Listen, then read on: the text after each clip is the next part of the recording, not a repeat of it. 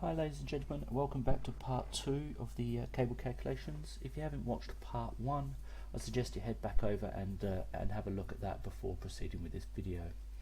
Alright, let's jump in.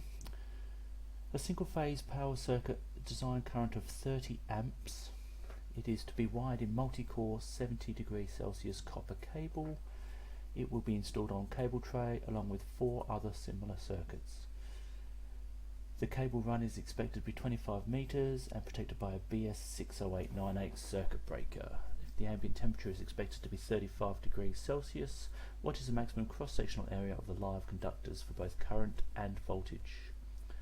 So remember your rule from episode 1. The rule to follow is IB must be less than equal to IN, less than equal to IZ, less than equal to IT. So, step 1. IB, we're given that in the question, so that's going to be 30 amps. Step 2, we need an IN, so the next circuit breaker up is going to be 32 amps. Step 3, we work out our IZ, so that's going to be our IN divided by CA and CG.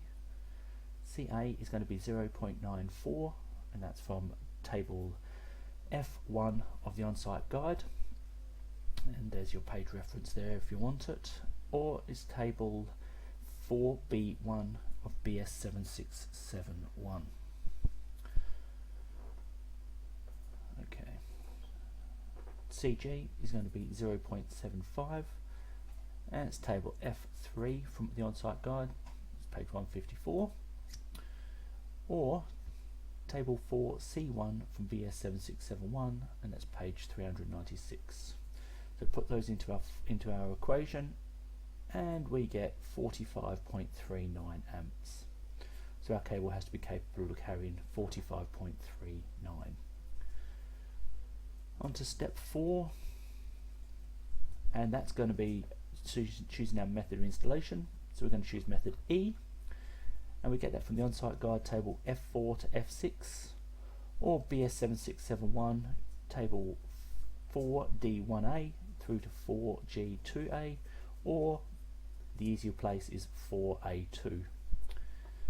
I got method E from on-site guide on-site guide table F5I, or you could use 4D2A, and that's both in column 8.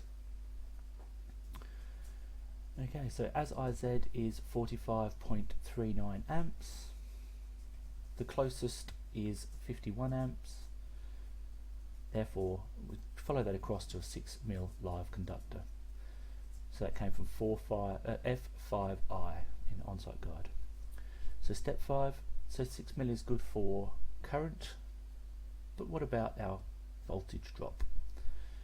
So you remember voltage drop is IB times the length times the millivolts per amp per meter, and that's in your on-site guide table F5II on page 160, or if you're using 7671, it's table 4D2B on page 404, and that's all divided by 1000, and that 1000 there takes it from millivolts and puts it into full volts.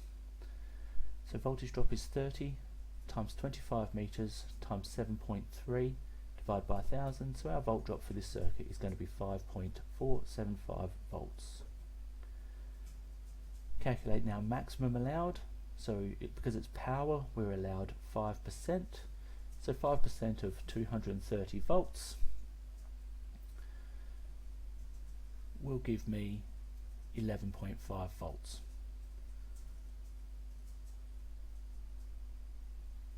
So I'm allowed 11.5, I've calculated 5.475, so as the calculated is less than the maximum allowed, 6mm is good. So we're good for current carrying capacity and volt drop. And that's how you do it. Okay, here's a question for you guys to try on your own, and then we'll get into the answer for that in the next video. So either pause it or write really quickly, either way. Have a go at that, see how you get on. And that's it for this video, guys, so thanks for watching, and stay tuned for the answer to the question and part 3 of cable calculations. Have a good one.